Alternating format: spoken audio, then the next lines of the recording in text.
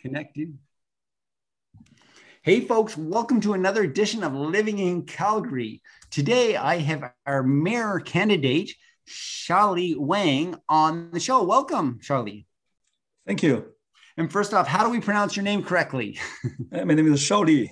Shaoli Wang. Wang. Well, great. Well, Shaoli, I want to first start off this podcast by thanking you for stepping up as, and having the heart, having the desire to want to lead our city as Calgary's next mayor. Can you tell me a little bit about how you came to be in this position? To run this election, right? Well, yeah, like what motivated you to want to lead this city? I think it's very cool and inspiring. Yeah, it's a very, very challenging. Yeah, and actually, I never thought about this before last November, actually. Never. Mm-hmm. Even though I ran federal election in 2019 as an independent, I didn't have any interest of municipal politics at all before 2011. I didn't feel, 2011, before November. Yeah, last year. Yeah, 2020, last year. What actually shocked me was the news, seeing 11% of Calgarians couldn't pay their property tax even after the 3 months extension last year. 11%? Yeah, 11%, worse than that. Mm-hmm. Our mayor said he was not that concerned. I take that deeply personally. It's, as a mayor, if I was the mayor there, I would not be able to sleep. Right. 11% of your citizens can't pay their property tax. Calgary. Mm-hmm. We are so proud of us. Remember 10 years ago, right? Right, exactly. Yeah. How can you imagine we have today? Mm-hmm. I can't accept that. I was looking at your campaign, and that seems to be a big part. And I was a bit shocked myself at how taxes have increased. Do you want to just share with our listeners how the taxes have changed in Calgary since, I don't know, it's really in the last 10 years or 15 years? We just give us a few facts. Yes. I've gone through city's annual report since 1998. Mm-hmm. That's what I can find, and with the city clerk's help. But for a wider range of data, I can find from 2003. Mm-hmm. Yeah, I remember you moved here from 2003 from the east, right? Correct. So I moved here for the economy and the Alberta Advantage. So those data actually what happened in Calgary during the time, you witnessed them all since 2003. So I will base that on 2003. Thank you. So that means I'm not gonna say the 2003 city's spending was too high or too low. I'm saying based on that. And then every year after that, based on that 2003, based on our population increase and inflation. So, and then our taxation, our city spending. So what happened is from 2003 to 2019, that's before a pandemic, no excuse of the pandemic. Yeah. Last 16 years, inflation was 32%, but our city's average salary increased 64%. Mm-hmm. More than that, our population increased by 39%. But city's staffing increased 47%. So one is 8% higher, one is double the inflation. What that means in money, in dollars. So I would say 2019 alone, that's 1 year. Mm-hmm. Yeah. By that 1 year, that overinflation and population increase of city's salary means $520 million. Wow. How much our property tax increased? Still based on 2003. What? How much? On a per capita base, and I said inflation was 32. Mm-hmm. Our municipal residential property tax increased 129%. Ouch! That's 4 times of inflation. So, but we got in our property tax we have a small portion of education tax go to the province. I'm talking about municipal property tax. Yeah. But for for per business basis, on a per business basis, that's 103%. Wow. Still over 3 times. That is why even people with higher income still feel property tax going up too much. Yeah. On that note, when we moved here in 2003, for the schools, really was the number one reason for our kids, as well as the Alberta Advantage. That year, Ralph Klein gave my daughter, who was in grade 4, a check for about, I think it was like around $435 out of the, Alberta coffers. And she bought herself a Mac computer. And I started investing in real estate in Calgary at that time and was like shocked coming from the East Coast at how low property taxes were and delighted by it. That is not how I feel today about the property taxes I pay on those investment properties. Yes, I can see. With the little data I had between 1998 and 2003, I can see cities expanding, cities stopping, cities average salary increased pretty decently with the inflation and population growth. Since about 2003, or maybe a little late, 2006, something like that. And then, especially Nancy's time, it was a disaster. So, I'm not saying he did really bad, but he didn't turn the trend. Okay. Getting more about lifestyle in Calgary, what strikes you about Calgary? What do you love about Calgary? My background is a petroleum geologist. When I moved to Canada in 2007, I was thinking of a medium-sized city like Regina. But my friend told me, you are a geologist. Job is only here. So you don't think about that there. So I know I have to be here. And I love it here because the Calgary is so clean. It's a big city, but so clean. Compared with like Houston, Houston is bigger, but Calgary is like a village. It's very clean, at least at that time, right? Yeah. This few days not bad because of smoke. Yeah, that's fires. But we are really clean as a city as this size. Yeah, I love that. Okay. And how about the boom bust economy of Calgary? How do you cope with it personally amongst your own family, friends, your colleagues at work? Do you yourself, Shaoli, do you yourself save for a rainy day? How do you feel about the boom bust economy of Calgary? And is are we done with booms and busts? Yeah, it's like for working in the oil industry, we experienced that since we were in school, actually. Because this industry is a worldwide industry. No country, at least Canada doesn't have control on that. So we know it's gonna happen. I have friends, actually, at the best time, 2007, they changed their career. They moved to Middle East just for a safer job. They know things can go wrong. Some people are smart. Yeah, they know at the best time they move away, they sell their companies, their stock shares. Yeah. So you have to leave the company to do that, right? And then some people can be really smart, but we all know it's gonna go down anytime soon for whatever reason. Just a second here. We don't all know. I mean, these guys that have grown up and lived oil and gas industry maybe know, like you yourself. Actually, it just occurred to me that you're an international citizen, born in China and came to choose to come to Calgary.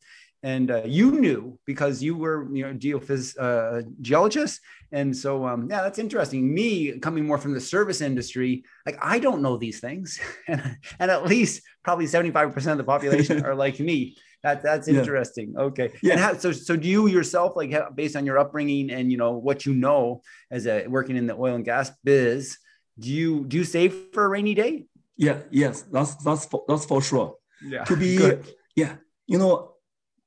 As a parents, right?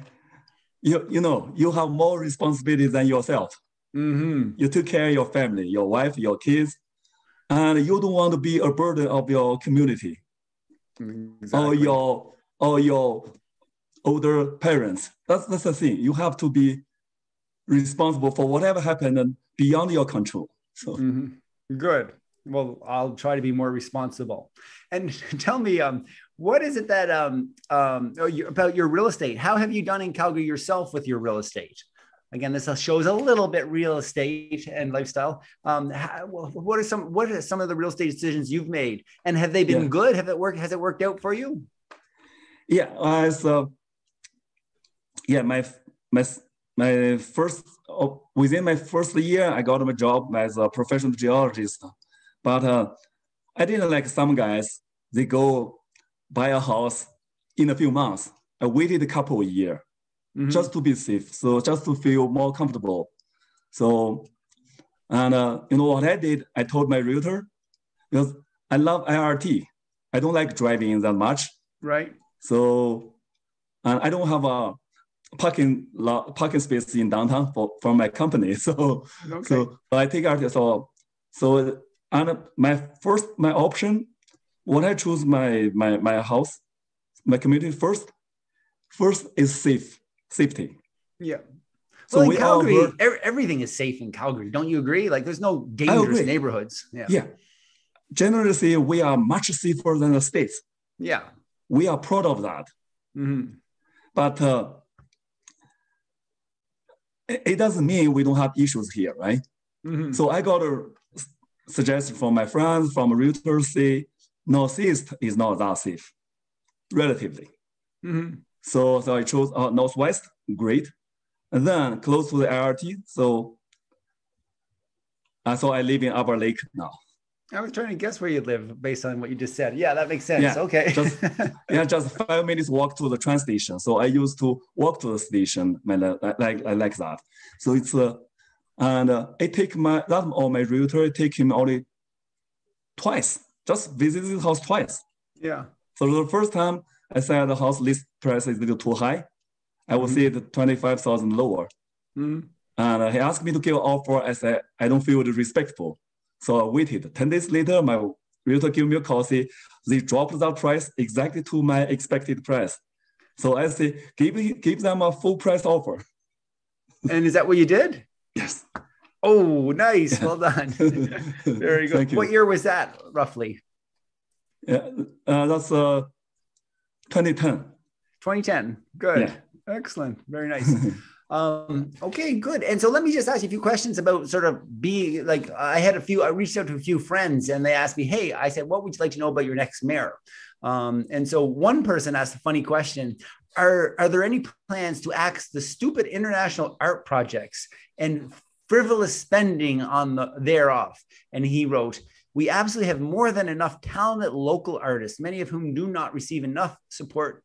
And those internationals were an insult to our taxpayers and, a slap on the face to local artists. And he said, there's my rant. But, and I think that refers maybe a little bit to the blue circle that most Calgarians are very familiar with. Any thoughts on that? Yes, I made a 2-minute video. I posted that on Twitter 2 weeks ago. Mm. Within a few hours, I got 4,000 views. So that's about what?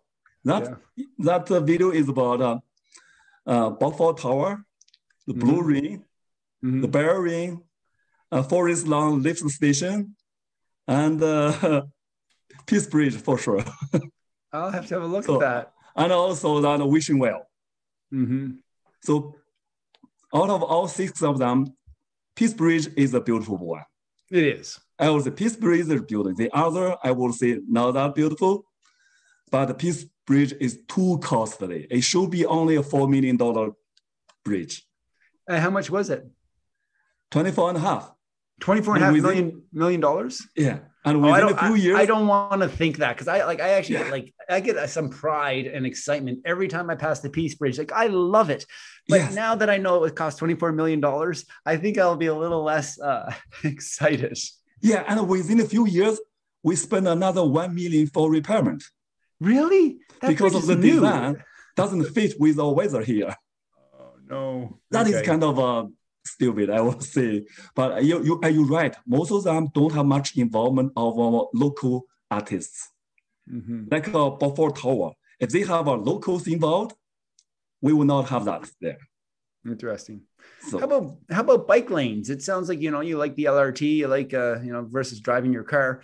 But where do you stand on bike lanes and urban sprawl? Yeah, I stand against bike lane.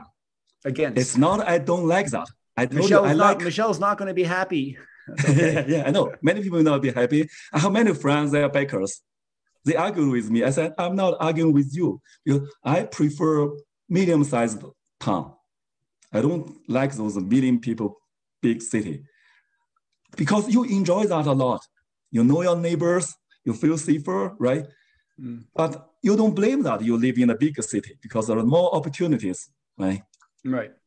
But the problem is we can't afford that space for backline. We can't afford that. Mm-hmm. Too costly for our traffic. Okay. It's not the construction cost, it's a space. We don't have that. You see the traffic here on Deerfoot, right? Mm-hmm. We literally don't have that. So that is a problem. So I'm not against those any infrastructure for anyone, but as a city, we don't have that space. That's maybe, I'm not totally against, I mean, we need to be times more cautious than we did last few years. See that like 5th Street,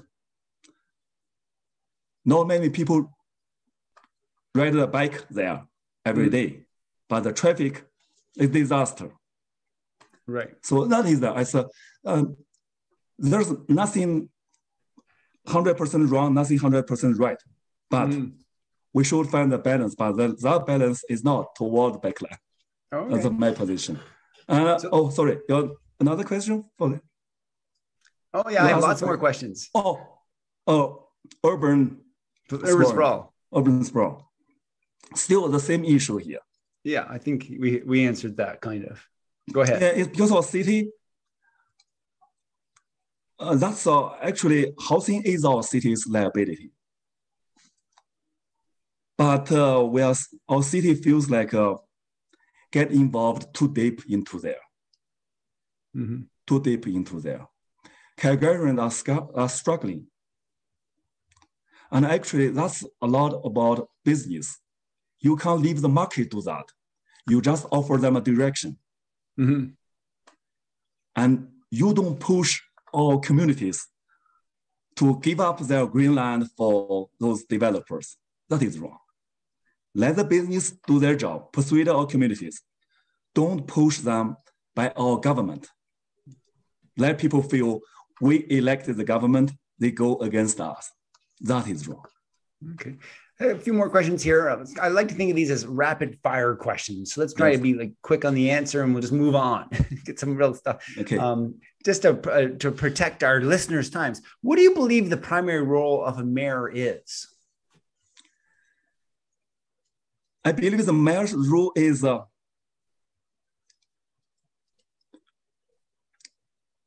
take a position for the majority of the public, not only for today, but also for the future. And another big part of his job is to convincing all the other 14 city councils. If he can't, he should only be qualified at most as a city council.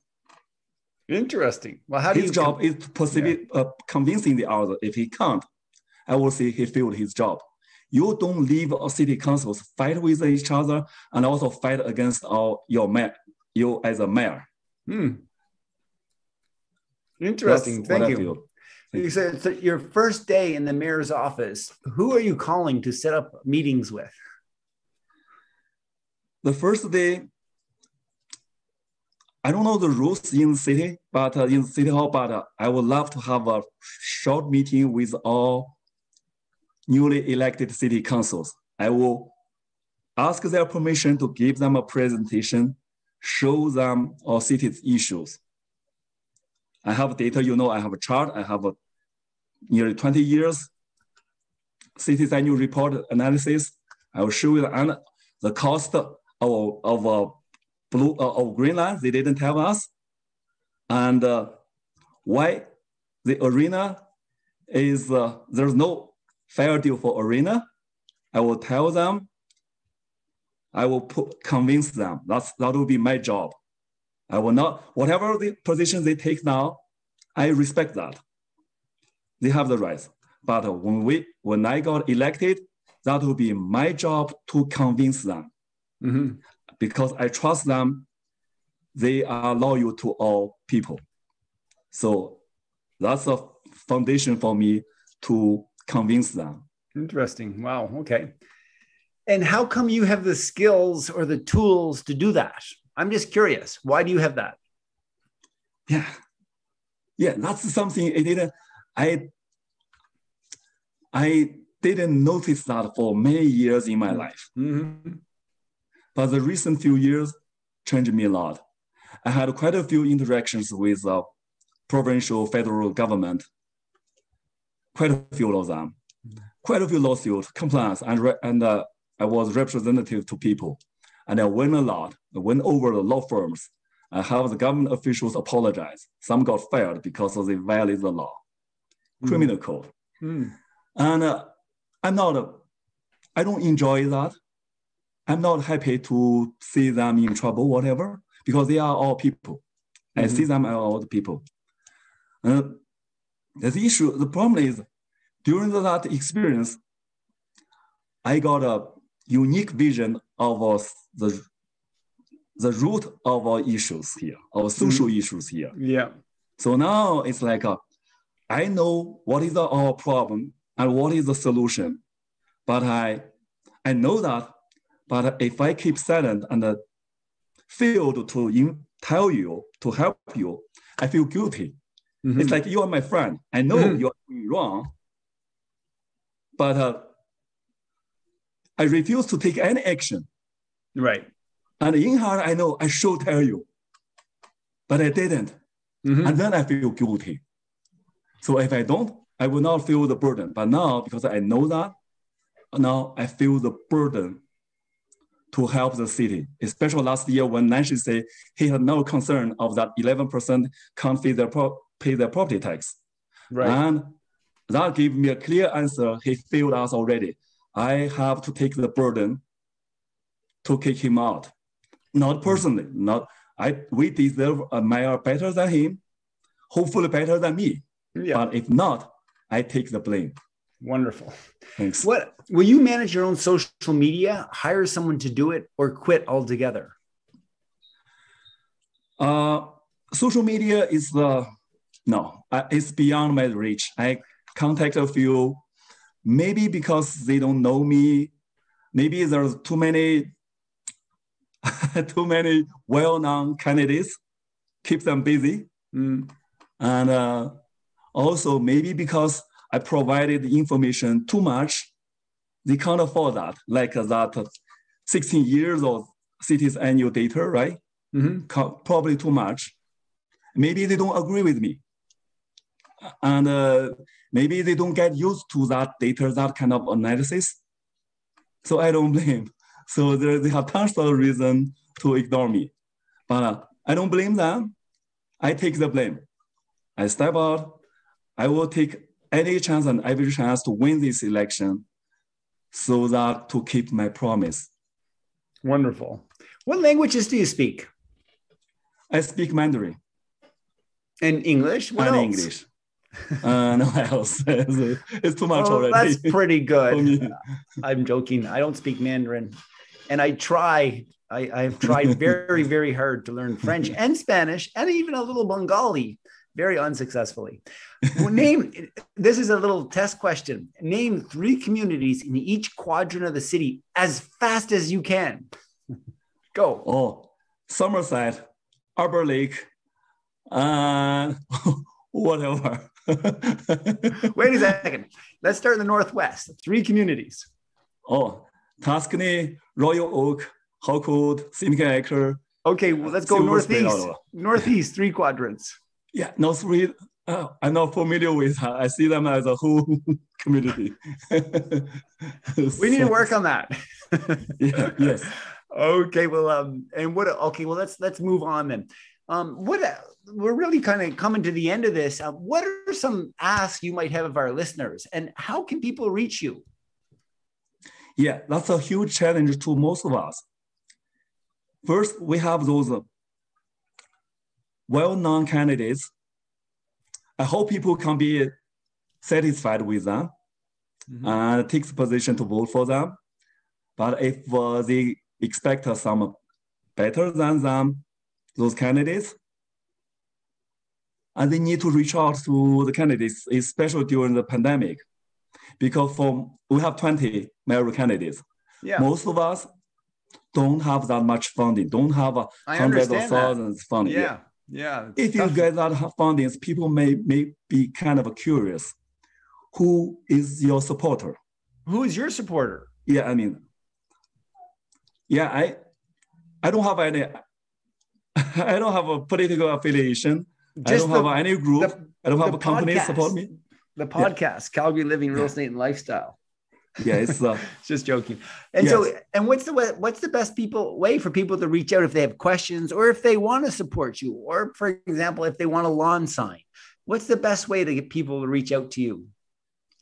Yeah, best way is from I would suggest people to go through Election Calgary's website. Right, your contact information's there. Yeah. Yeah, so they can find all the candidates, mayoral candidates. Take a few minutes, and they can get some idea for most of us. And there are candidates information like my website, Twitter, everything there. So and also email. So I answer all the questions. Yeah, and if you just Google Calgary Mayoral Candidates, that pops up every time. Yes. Yeah. Well, any last things for our viewers? Any last request or ask of the audience? Yeah, I hope this time, especially facing the challenge of the pandemic, I don't feel it very respectful to knock people's door during the time, right? Mm-hmm. Some people don't care the COVID, some care a lot. Yes. I respect that. And so I hope people can take some time with the power of the internet, check out yourself. Very good. Make sure you don't vote for a guy supported by some parties or some big corporations, whatever you suspect. Figure that out yourself. Figure that out. Yeah, you don't need to leave all those work to media or to the candidates themselves. So it's better you figure out who I am. Now let me tell you who I am. And I don't have that resources. I believe, because since I filed my nomination, I contacted every mayoral and council candidates. Mm-hmm. Over 80. I'm in contact with over 20 of them. Some call me every week. Mayoral candidates. Nice. Mayoral candidates. So because this election is for the city, it's not for me. Mm-hmm. So whatever information you want from me, questions, no problem at all. Whoever. I treat everyone the same, even our mayoral candidates. So I ask people to reach out through the internet, figure out who is your ideal candidates and question them. If you have questions, ask them. And make sure you vote a guy who deserves your trust. Excellent. So I ran the election is because I can't find one.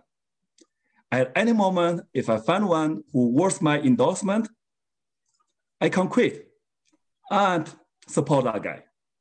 Because his election is not about me. Mm-hmm. It's about us as a city. Wonderful. Thank you. Well, listen, I want to thank you for standing up for our city, with putting your hand in the air and, believing in our city and standing up to lead our city. I think it's an honor and a privilege to speak to you today. And I wish you all success in the election and onwards.